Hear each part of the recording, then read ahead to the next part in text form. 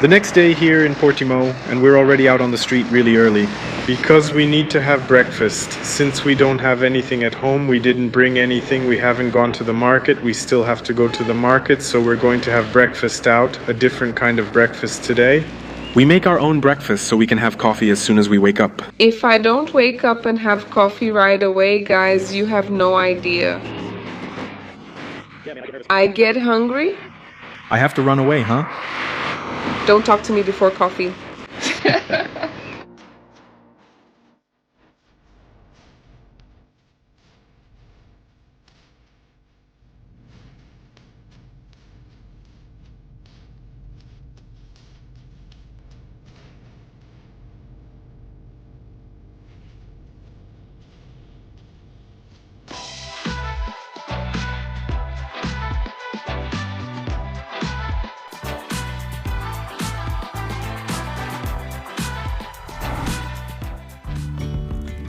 And breakfast was great with a giant ham and cheese sandwich.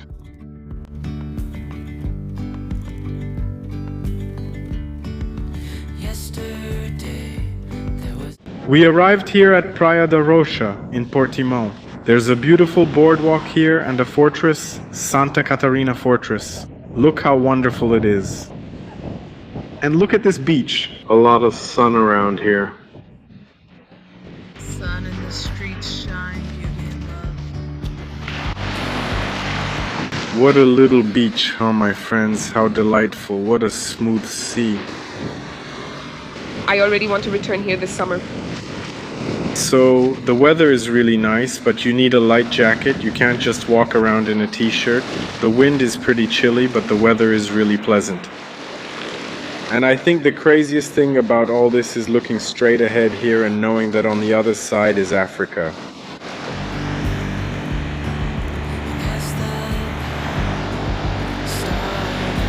It has everything that there are even little waves. Look, people are catching them here. Really cool. There are several courts here for soccer, volleyball, beach tennis. What else? And in these little houses behind us here, people sell a lot of boat tours around the area. And the main attraction here is Benegil, which is a cave on the beach. Really cool. I'll see if I can get a picture to put down here.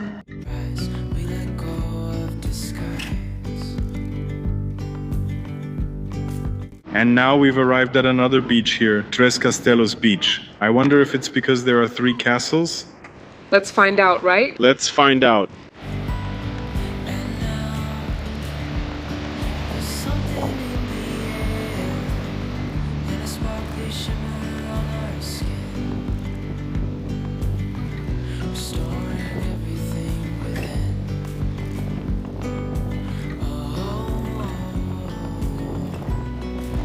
We took a break from the tour to visit our first apartment. Let's visit an apartment. This building has apartments. And we're just waiting for the real estate agent who's on her way so we can visit. Very close to the beach, plus there's a pool in the condo. Is there a pool? Yay! Look, how fancy. And it's still clean.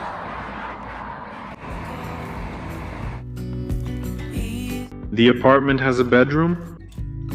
Here it's called a T1. Bathroom. Kitchen, living room, and balcony.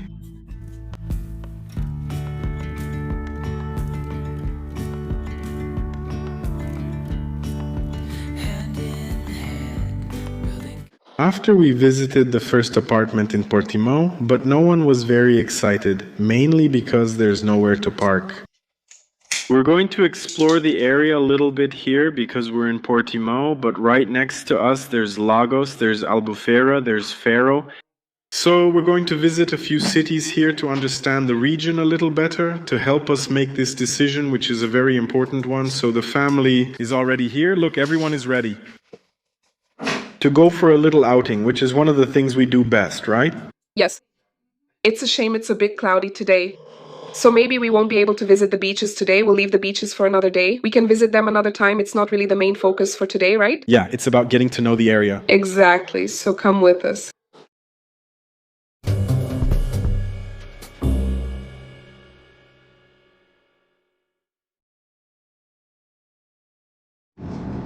And we're arriving in Lagos now, which is one of the cities here in the Algarve. Let's learn how things work. I hear there are beautiful beaches here. The good thing is that the weather was cloudy and then it cleared up Really? as much as possible. Yeah, it's kind of cloudy, kind of sunny. And we took today to walk around because tomorrow we want to start seriously looking at apartments, one after another, in a row.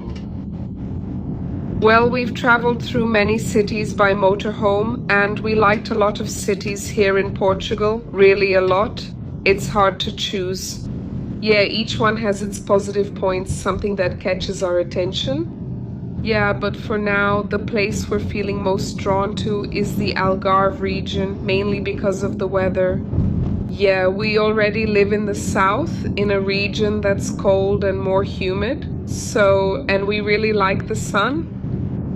So, since we're moving, and it could also be something temporary until our baby gets a little older, then we'll start traveling again. So we're looking at the Algarve with that in mind, with the climate that this region can offer, and consequently bringing more quality of life, right? Both for us and also for our baby. Because just imagine being able to enjoy the beaches here with our son. The outdoor life, right? We're so used to that kind of life with the motorhome. So where there's more sun, you have more outdoor life. That's one of the main points for us. We know that summer here is intense, right? But we're also already relatively used to it, because that's exactly how it is back in Santa Catarina. Yeah, in our case, we live in the countryside of Santa Catarina, but Dudu's parents had already been living on the coast for about 4 years. So we're already used to it too, right? Summer, everything is crowded. Summer, everything is crowded. Summer is also short. It's the same scene, the same thing here. Summer is short. It's only 3 months a year, so... Yeah. Let's see. Let's keep analyzing. On this avenue right next to us, there's a really big marina. It goes almost all the way across. A lot of tour buses, something I hadn't seen yet, huh? It's the first time we're seeing tour buses in Portugal. Especially because Porto and Lisbon are hard to get around with buses like that. They only run outside the city. We've already seen some here, right? There's actually one right beside us.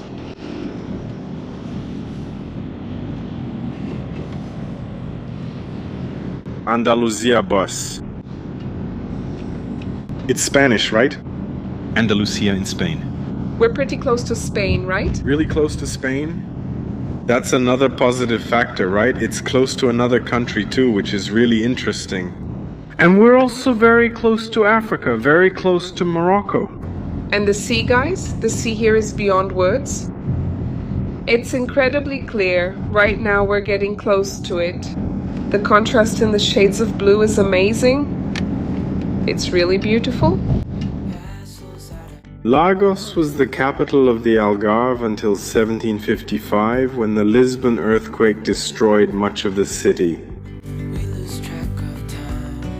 In the 15th century, Lagos was one of the most important centers of the Portuguese Age of Discoveries, serving as the starting point for several expeditions led by Prince Henry.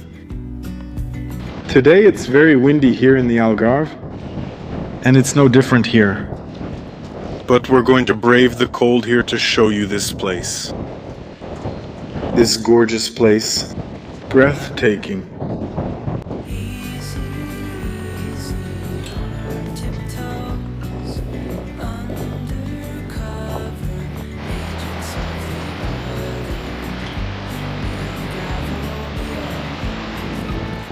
Right behind me, Dona Ana Beach, and on the other side, Pinhão Beach.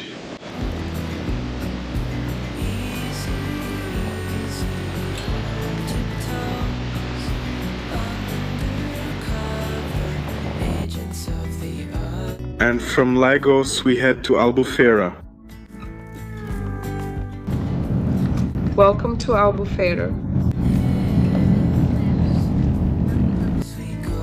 For centuries, Albufeira was a fishing village, until it became one of the most sought-after tourist destinations in the Algarve, starting from the mid-20th century. Albufeira has some of the most famous beaches in Portugal, such as Praia da Falécia and Praia dos Pescadores.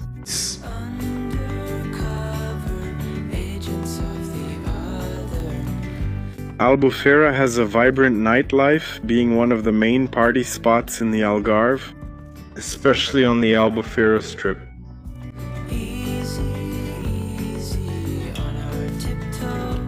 We quickly realized that driving in the historic center of Albufeira is not an easy task.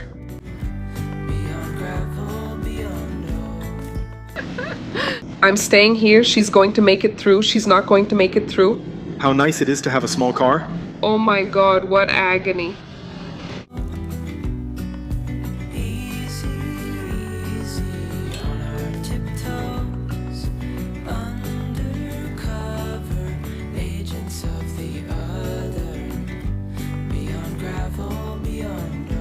You can notice that the center here in Albufeira is really tight, very historic, and the streets are really narrow. We couldn't find any spot to stop and see the beach, but we saw online that to get to the beach you need an elevator because the cliff is so high. The cliff is really big. And we've arrived at a more modern part of Albufeira. Wider avenues, houses, condominiums. And coincidentally, it's time for us to have lunch. And the first restaurant I looked for here, the one I clicked on, you won't believe it. The restaurant was Brazilian. So I said, no, if the first restaurant I looked at is Brazilian, let's go. Eat some Brazilian food. It's been a few days since we've had it. Some beans, right? Pregnant women need to eat beans, rice, beans, and meat. For sure. So let's go taste it. Let's see if it works out, right? If it's open and everything. Some Brazilian food. Look at this. Olha isso. Look at this. Some feijoada. I think I have to film you. Don't start eating yet. There wasn't time, guys. He didn't let me turn my phone.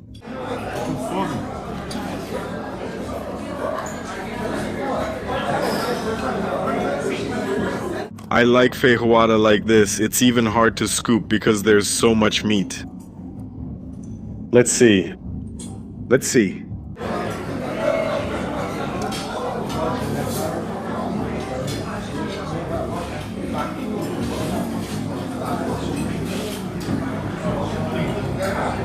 Very good. Wonderful. My belly is almost as big as yours, love. I don't think so now. I needed to sleep a little now, because this feijoada... Oh my God. What a laziness. It costs 25 euros for me and for Francie. It's a feijoada for each person, but it already comes with an appetizer, then comes the feijoada, dessert, and coffee. Everything is included. Everything? Each one is $12.50. Whatever you want, just ask. That's it. And you were well served. Very tasty. Really good. Very good. It was worth it. I think I'll rest in the shade now and take a nap. Oh, I can't sleep in the car. Just 20 minutes. I can't. My God, but I really need to sleep. I can't sleep in the car. But let's keep going. Let's go to Faro. Let's go to Faro. And look, signs for Spain again. We're less than 70 kilometers from Spain here. Right next to Spain. And even though the Algarve region is about 3.5 hours from Lisbon, it's not hard to get here by car either, because all the roads are good. Faro, which is here in the Algarve, also has an airport. It's right next door.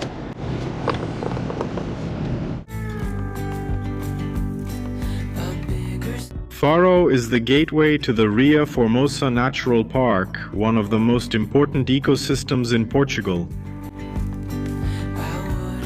And now we've arrived in Faro, in the bustling center of Faro, full of shops, markets and malls. Faro is the capital of the Algarve, but it has about 60 to 70,000 inhabitants.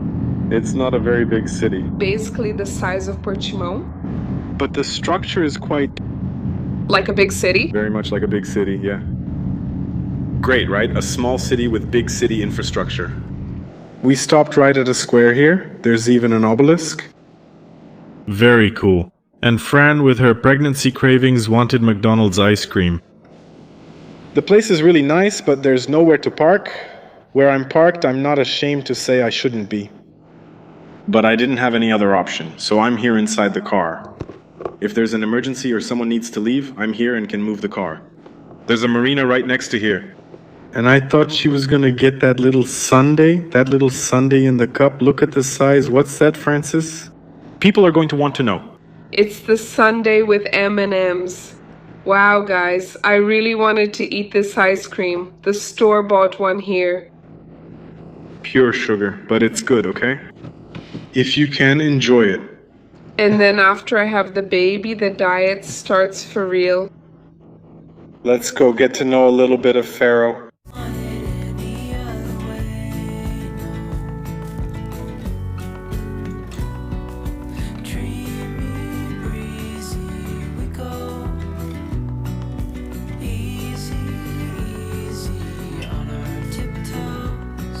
The historic center, known as Villa Adentro, preserves medieval walls and streets with Moorish influence.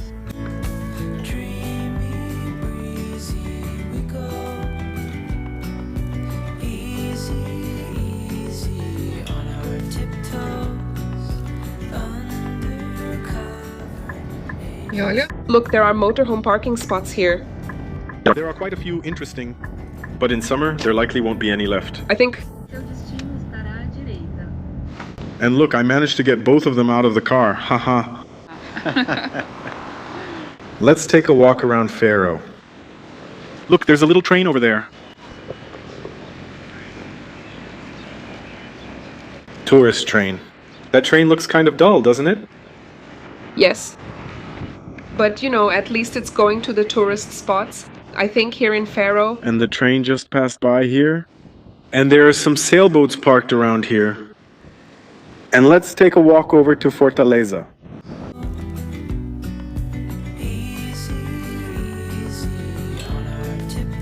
There are some little stalls around here. People selling tours.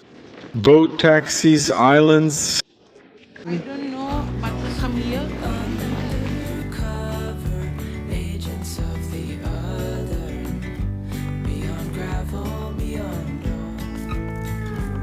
The city of Faro is very beautiful.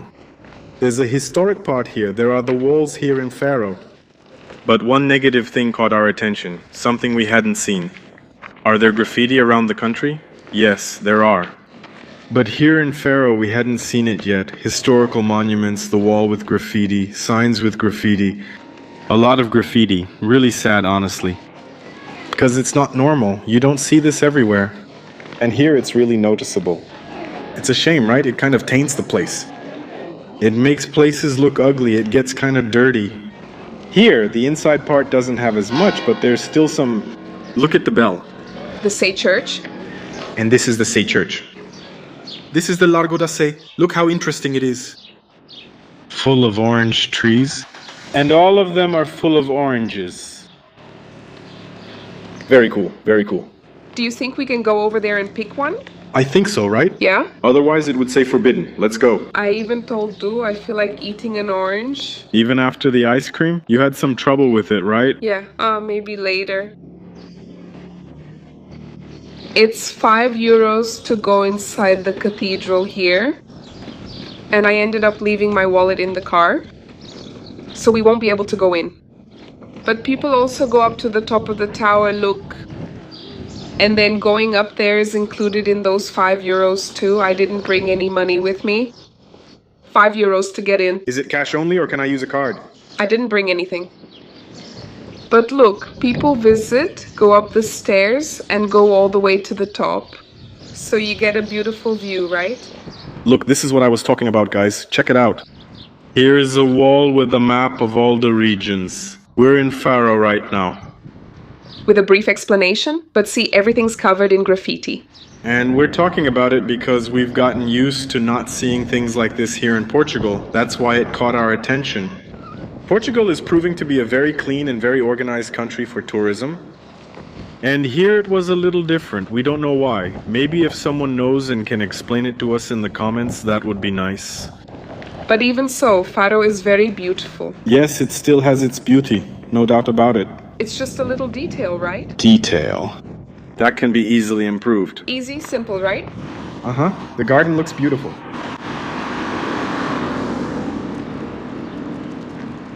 Look, the train is facing the sea, see? Only in Faro, my friends.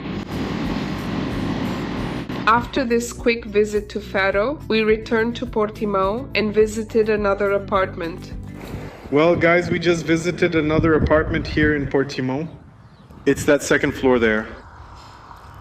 We liked it.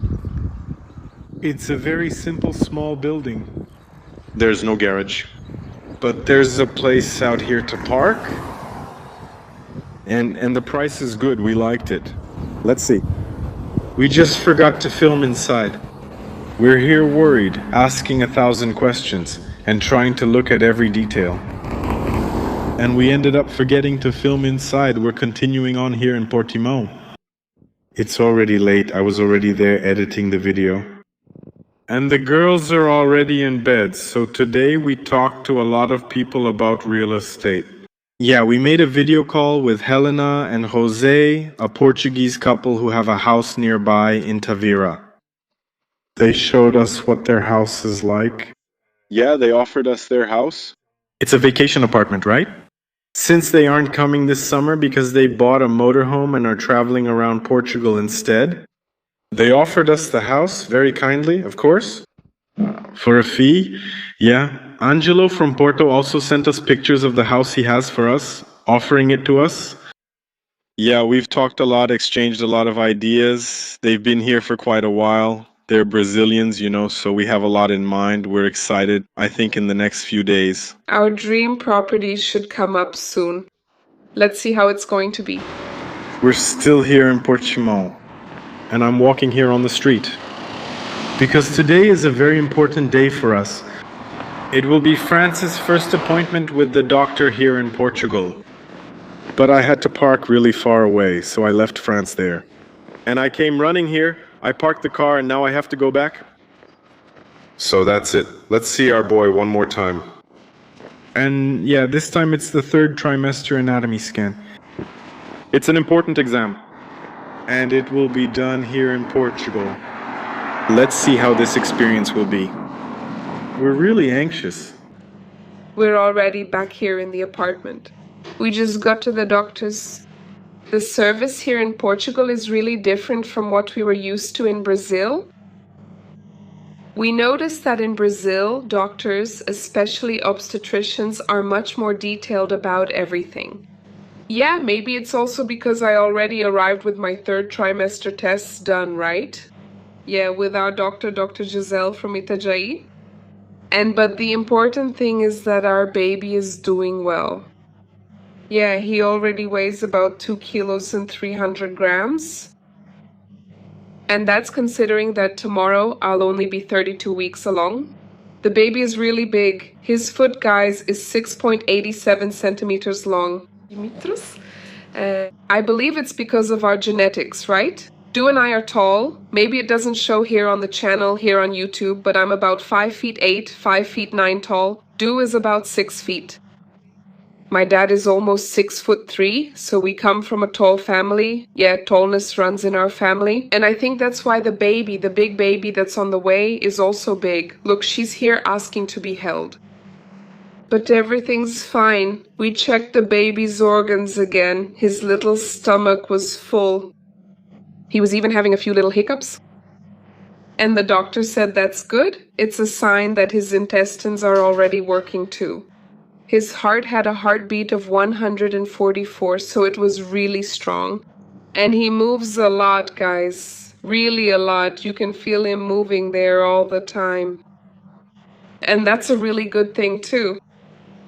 It's normal for this to happen. And it doesn't mean that just because it's like this, the baby's going to be born. But he's already pretty much in position. His little head is down there. Here is the back. Up here, more or less, is the little bottom.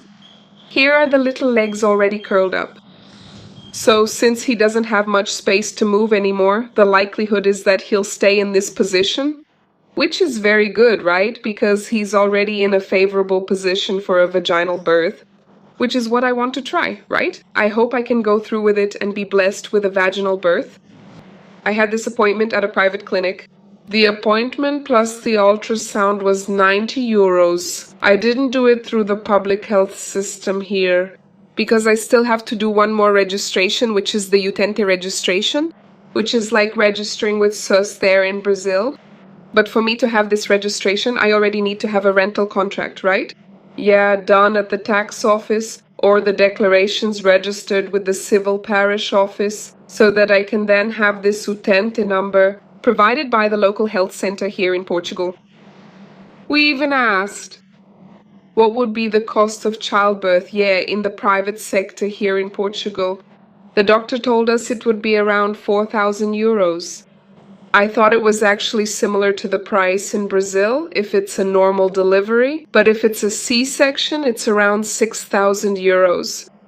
Approximately, right? So if we need to go through the private system, that's more or less the cost. And in the public system then? Well, I already have access to labor and delivery because we've already registered in a document called PB4, which gives Brazilians access, right, to the free healthcare system here in Portugal, just like the Portuguese also have access to the Brazilian healthcare system for free. So it's an agreement that exists between the two countries. We're just making use of this agreement, this benefit, but so that everything is really in order and so that I don't depend only on emergency care. But yes, treatment, like it or not, pregnancy is a treatment. I have to register at Unitemte, the registration number from Untente, so I can really have access to the full package of what a pregnant woman needs. But anyway, let's go step by step. As soon as I get this document, I'll let you know. The important thing is that everything is fine. That's right, my friends. And the next day will be moving day. Yeah, guys, we're finally moving to our little house. And we're going to take you along with us. Did you realize it's been 5 years since we've lived in a house of our own? Yeah, it's been that long, that's true. We were traveling all the time, living in the motorhome, in the truck. That's true. At other people's houses, borrowed apartment. Apartment, right? Rented. Rented. Seasonal hotel.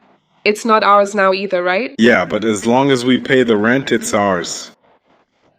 That's it, guys, but let's keep following this whole story. Yeah, now it's time to prepare our son's room, right? We also need to chase after the missing paperwork. Anyway, there's a lot for us to sort out, but we'll definitely keep showing you everything here. So see you in the next video. God bless you. Bye-bye. Thanks, everyone. Bye.